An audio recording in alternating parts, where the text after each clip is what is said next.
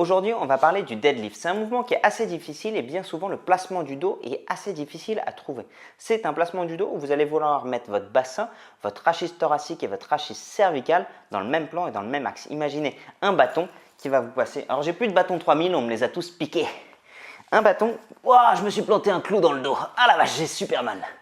Un bâton qui va vous passer du sommet du crâne, qui va passer au niveau des omoplates et qui va passer au niveau du rachis lombaire et d'essayer d'être le plus droit possible. Par rapport aux genoux, j'essaie d'avoir les pieds au regard de mes genoux. Si je suis un peu en avant, je vais venir compenser au niveau de mon rachis. Aujourd'hui, on va vous montrer un de mes étirements favoris auquel je ne sais pas pourquoi les gens pensent peu. On va repartir sur le carré des lombes. Je vous avais souvent montré une petite variante. On va venir vraiment chercher l'inclinaison pure du dos. Je vous l'ai tellement montré qu'on va passer directement à la suite sur un autre faisceau du carré des lombes, le faisceau costaud vertébral, où là je vais rajouter une composante de flexion et de légère rotation. On peut même venir chercher le grand dorsal pour certains. Et là on va venir soit en dynamique, soit en statique pendant 30 secondes. Et le dernier, c'est mon préféré. On va venir chercher loin derrière en inclinaison et en rotation droite.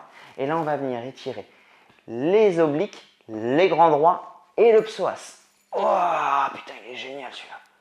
T'enlèveras le putain, hein, Julien, c'est vraiment pas classe de s'étirer en faisant des putains. 30 secondes.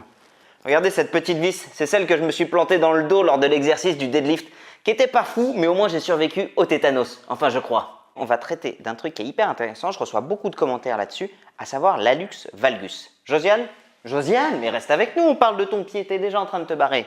Bref, qu'est-ce qui se passe? C'est que pour certaines raisons, la plupart du temps génétiques, on va se retrouver avec le doigt de pied, le gros doigt de pied qui va rentrer extrêmement, ou en tout cas, pardon, qui va sortir et qui va donner un aspect assez inesthétique. On parle souvent d'oignon au niveau du gros doigt de pied. Vous allez le voir, bien souvent, l'évolution va avoir tendance à aggraver ce symptôme-là.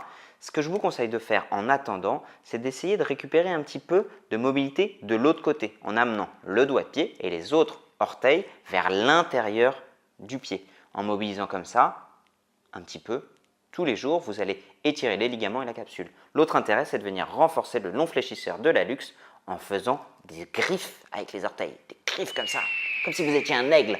Ah, et la podologie, vachement bien la podologie par rapport à ça. On va aller visiter un muscle souvent oublié dans la tendinite de la coiffe des rotateurs, à savoir le subscapulaire. Il s'insère sur la face antérieure de l'omoplate et il est rotateur interne. L'intérêt de venir l'étirer ou le mobiliser, c'est de gagner sur l'ouverture et la rotation externe.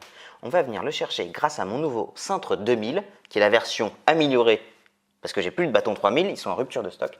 Je place le cintre 2000 juste sous l'aisselle, dans la face antérieure de l'omoplate, et quand j'ai trouvé un point qui est un peu douloureux, je vais venir chercher la rotation externe. Toute la difficulté, c'est de trouver le point, et une fois que vous l'avez, vous savez que vous êtes dessus. C'est pas agréable. Allez.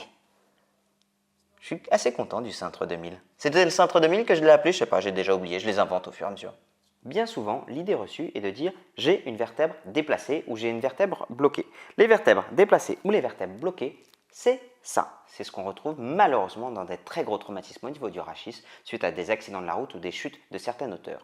Donc les véritables vertèbres déplacées au sens ostéopathique, au sens thérapie manuelle, au sens kiné, ce sont juste des vertèbres qui ne bougent pas autant de ce qu'elles devraient faire. Donc quand on va dire que j'ai une vertèbre qui est déplacée ou j'ai une vertèbre bloquée, c'est juste que par exemple c'est une vertèbre qui voudrait tourner à droite mais qui n'arrive pas à tourner à droite et on va comprendre ça tout de suite. Donc je vais vous montrer un exemple très concret. On peut avoir l'impression d'avoir une vertèbre bloquée par exemple parce que quand je vais venir me pencher à gauche, ma vertèbre ne va pas vouloir bouger. Pourquoi est-ce qu'elle ne veut pas bouger? Parce que mes muscles m'empêchent de bouger. Ils sont spasmés, contracturés, ils vont avoir une action mécanique qui va empêcher mon dos de bouger. Donc le musculaire et l'articulaire sont indissociables. Si vous voulez gagner du mouvement, c'est en passant d'abord par le muscle, puis dans l'articulation. Allez, salut!